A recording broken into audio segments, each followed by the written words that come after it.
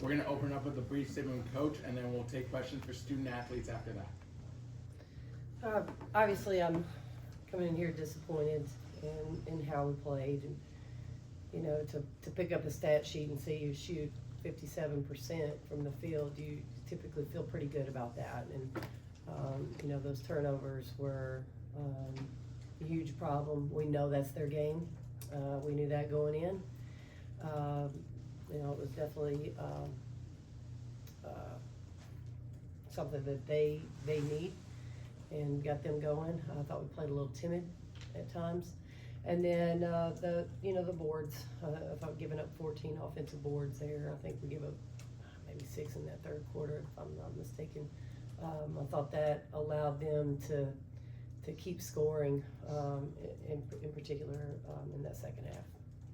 Question for the student athletes. For Grace and Abbey both, what do you feel like was impacting you guys the most to kind of cause 30 turnovers in this game? Yeah, I mean, Auburn, they were just super athletic team, super long, quick, and I think they just they played very aggressive against us, and just jumping the passing lanes kind of caused us to, you know, turn the ball over more than we wanted to. Yeah, I think Schreacke really mentioned it, just, you know, their ability to be long and, you know, jump the passing lanes. Just, we need to be able to stay calm in those moments, and, you know, you don't want to have a turnover, but a dead ball is always better than a live ball turnover. For both of y'all with the turnovers, is there an adjustment you need to be able to make in the game to kind of avoid that? I mean, yeah, I think we just really got to try to be able to be a little bit more calm with the ball. You know, we noticed that weak side was open when they were trapping. So if we can recognize that a little bit quicker, we can help our teammates out by flashing, you know, getting closer to our teammates and just helping one another out when we can.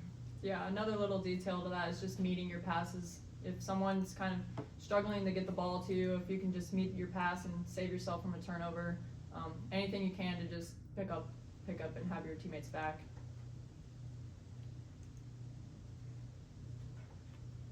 For Grace tonight, you've gotten to 535 points on the season. 10th all time is 541.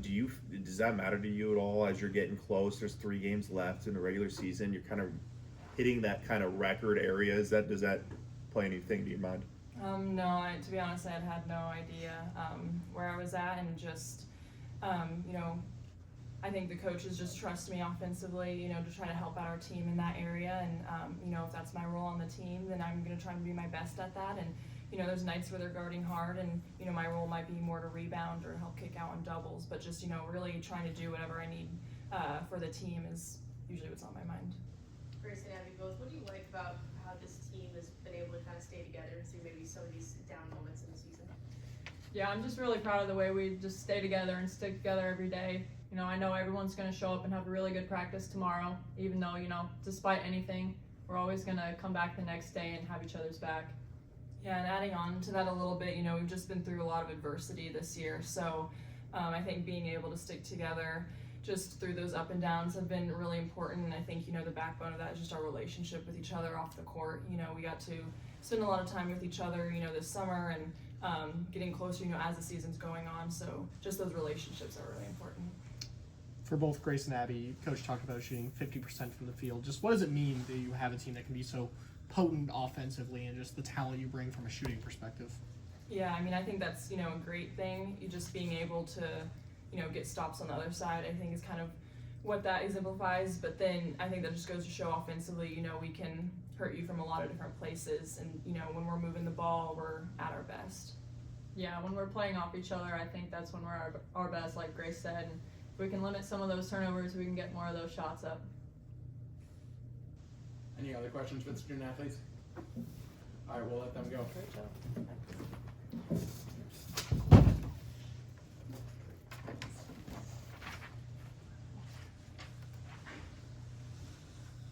All right, at this time we'll open up with questions for Coach.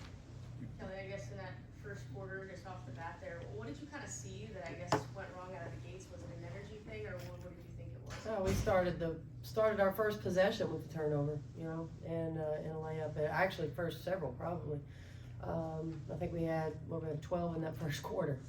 We can't start the game with 12 turnovers in the first quarter. So a lot of, not all, but a lot of those are in the half court. So I know Grace and Abbey mentioned it.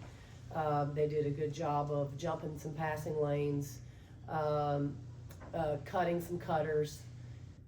Their ball pressure was good, and I thought it disrupted our vision to see an open man at times. And then I thought they did, maybe not early, but throughout the game, I thought they did a pretty good job of being active when we put the ball on the floor. I thought they were helping and being active and, getting deflections and being disruptive there. But at the same time, we were out of character. I thought this was I was really disappointed in our lack of execution. I thought there were numerous times we had our calls on and we weren't executing the way we need to. I think we absolutely have to give Auburn credit. That's what they do. I mean, that's how they play. We can be better. We need to be better. We just weren't today.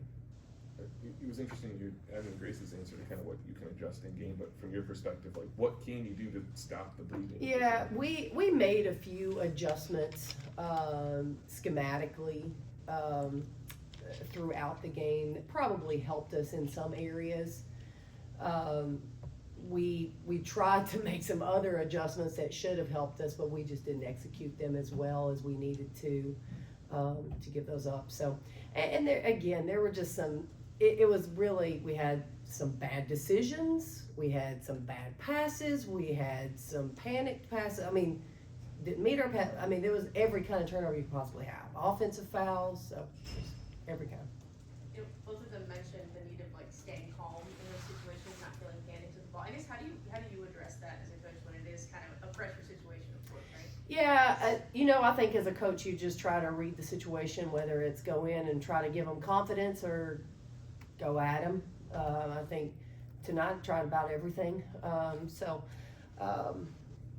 The first things first, you've got to make sure you've got them where you need them. And, we were trying to get them there, and we were there at times, just not the entire game. Coach Jordana made her return to the lineup, finished with 10-7, played 31 minutes after a couple games off. What'd you like from her on her return? Oh, unbelievable. The only reason she didn't have better stats is because we couldn't get the ball down the floor and get it to her. She played tremendous, and she's practiced half a day. Not even a full practice. I'm just really proud of her, and obviously she wanted to do this. She wanted to get out there, and she's been fighting to get back out there. We're better with her on the court. There's no doubt about it. So I could not be more proud of her effort today. Coach, when did you know she was going to play? Probably game time. Yeah. When we tell you it's a game day decision, it literally is a game day decision. It could, at any moment where the decision could go the other way. Coach, you talked about offensive rebounds. We know this team is undersized, but what can you do to kind of, limit those moving forward and kind of limit that discrepancy? Yeah, we keep practicing it. We keep working on it. We keep emphasizing it. That's what you have to do.